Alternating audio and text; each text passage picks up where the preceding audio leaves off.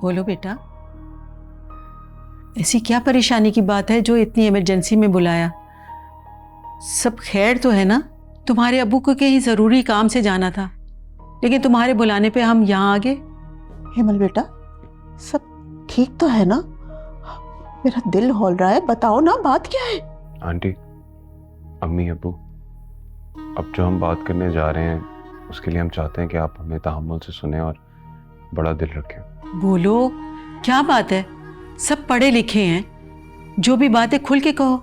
अम्मी, पढ़े लिखे होने में और पढ़ी लिखी सोच रखने में बहुत फ़र्क होता है। हमारी सोसाइटी आज भी अपनी सोच की मोहताज है। बेटा हमें बातों में मत उलझाओ, जो भी कहना है साफ साफ कहो, हम सुन रहे हैं। अबू 3 माह हो गए हैं मतलब मेरी शादी, एक भी दिन सुकून का नहीं गुजरा।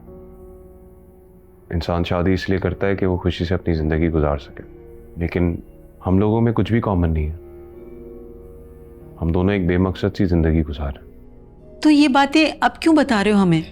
शादी हो गई है, जैसा भी है निभाना तो है ना, सभी निभाते हैं। हाँ बेटा, शादी के बाद ही मियाँ बीवी की खामियां उनके सामने आती हैं।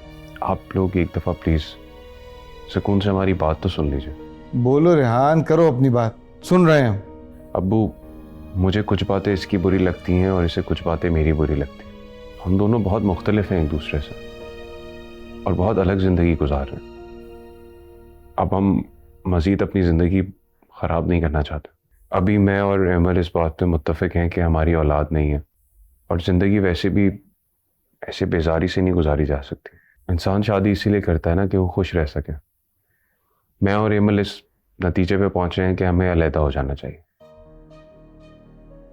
क्या? ये क्या कह रहे हो रेहान बेटा? क्या अलग होना इतना ही आसान है जितनी आसानी से तुमने ये बात कह दी?